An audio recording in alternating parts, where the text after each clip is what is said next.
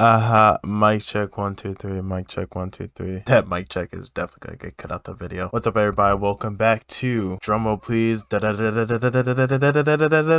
What's this thing called? Asking ChatGPT about Phonk Part 2. I don't know why I'm making a second video of this. The first one did pretty good. I think the main reason why I'm interested in making a part 2 is because you can't see this at the bottom of the screen. There is a new update, the March 23rd version of ChatGPT, and they also have a plus version of this as well. So if you haven't seen that video, don't watch it. Watch it after you finish this video. But right now on the screen, you can pause it if you want to. These are the previous questions that I actually asked ChatGPT 2 or 3 months ago when it was literally, I think, a month or two old. The actual website, I asked questions like, is Spotify killing Phonk? What is Phonk? What are notable producers or notable names in the Phonk community? Basically any questions that I thought would be cool or interesting to ask in AI and see if they were, for back a letter words, cultured. So we're gonna do a second round of that, and we're gonna start a fresh new chat, and we are just gonna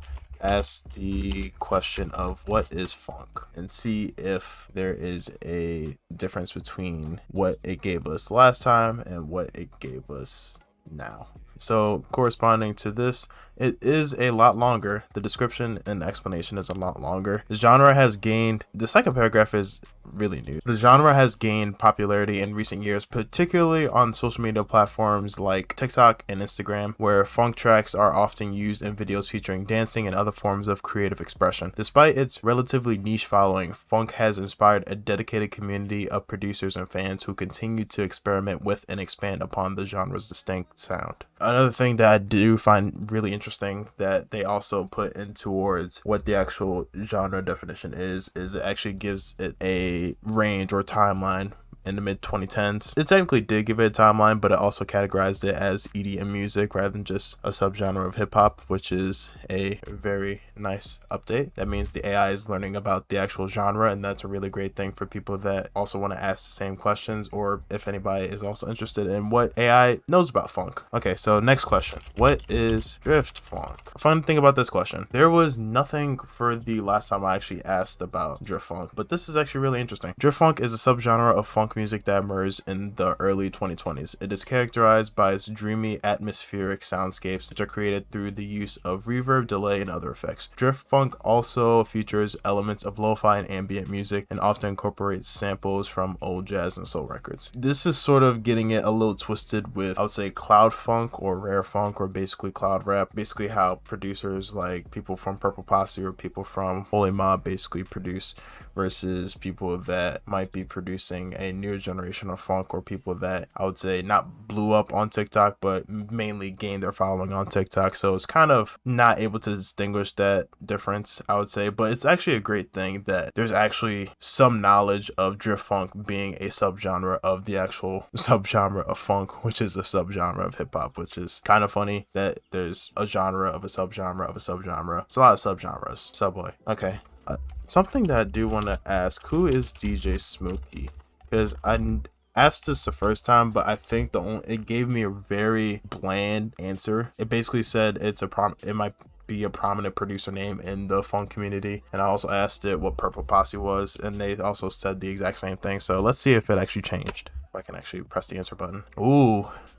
Oh, this is juicy. This is juicy. DJ Smokey is a music producer and DJ who is considered one of the pioneers of the funk genre. He first rose to prominence in the mid 2010s when he began releasing a series of beat tapes and mixtapes that blended elements of Memphis rap, chopped and screwed music, and 90s era R&B and funk. Smokey's productions are known for their heavy, distorted bass lines, eerie synth melodies, and creative use of samples. He has collaborated with numerous other funk producers and rappers, and has been credited with helping to popularize the genre throughout his prolific output and influential style. This is so much better than what this AI actually gave me 3 or 4 months ago. So one, it's actually learning and it's actually figuring out what the actual genre is. So that's a really big plus. And two, it's able to distinct the differentiation when it comes to both production styles, when it comes to either different subgenres in funk, or when it comes to different producers. So I'm actually gonna ask who is Suitier as well, because this isn't one of my questions, but I'm gonna see if it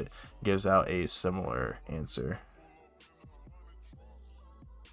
Okay, it's definitely following up. It's actually really good. And it's actually doing its research. This is actually really accurate. This is extremely accurate. It's scarily accurate. I'm being honest. We all know that this is a great thing because it shows that not only is the funk genre expanding so that AI can actually define what this genre is, but it can also distinguish different production styles when it comes to producers better than any type of video or any type of person could actually do a breakdown on. I'm gonna ask another question that I wrote down in my notes real quick. So what are notable names in the funk genre and community? I'm hoping it gives me a good list besides like I think DJ Squeaky, DJ Screw, and I think 3-6 Mafia. I'm hoping it actually gives out better names. Okay. Whoa. Wow. Wow. Okay. The first four. Oh man, all I have to say, ChatGPT,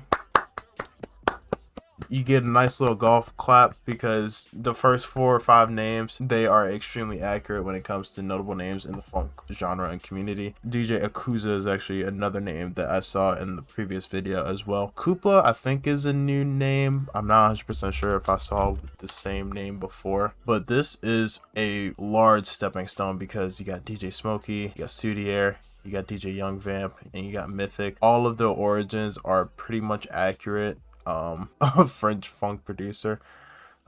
Definitely got to get that with everybody else though. Got to get their origins as well. But besides that, this is a really big stepping stone. So this is a really good thing. It's actually picking up on both the community as well as notable names in the genre. I keep repeating that so many times, but to see where this AI came from to where I uploaded the last video, it's a really big step. Second to last question, what is TikTok's impact on the funk genre? TikTok has had a significant impact on the funk genre, particularly in recent years. The platform's algorithm-based content discovery system has helped to popularize funk tracks and artists, with many songs and remixes going viral on the app. Okay, so I'm guessing it has repeated the very beginning. It is also talking about how TikTok has been a large factor in increasing the popularity of the funk genre, as well as connecting others who share their love for the genre as well. That's basically how I'm going to summarize it. It's giving the same definition, or it's giving the same actual answer or output that I asked it for what the actual definition of funk is at the very start of the actual video. So that's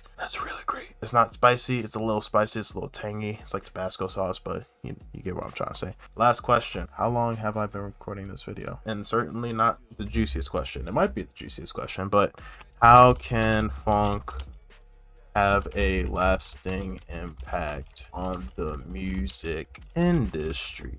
Okay, 1 is innovation, 2 is sampling, 3 is collaborations, 4 cultural relevance, 5 diversity. Overall, funk has the potential to make a lasting impact on the music industry by inspiring new sounds and approaches to production, promoting collaboration and community, and preserving and promoting the cultural heritage of its diverse influences and communities. Producers, people that are viewing this, or people that are in this community, seriously pay attention to what this AI literally just said.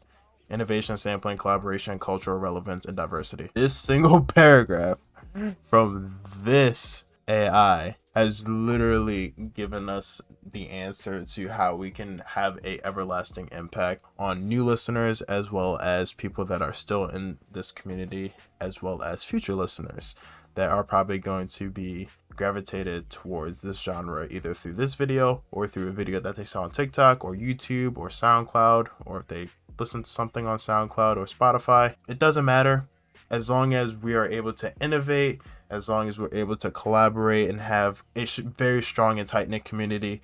I feel like not just what this AI said, but I feel like this genre can go further than it already has been within the last 2 to 3 years. So I'm going to leave that on a positive note.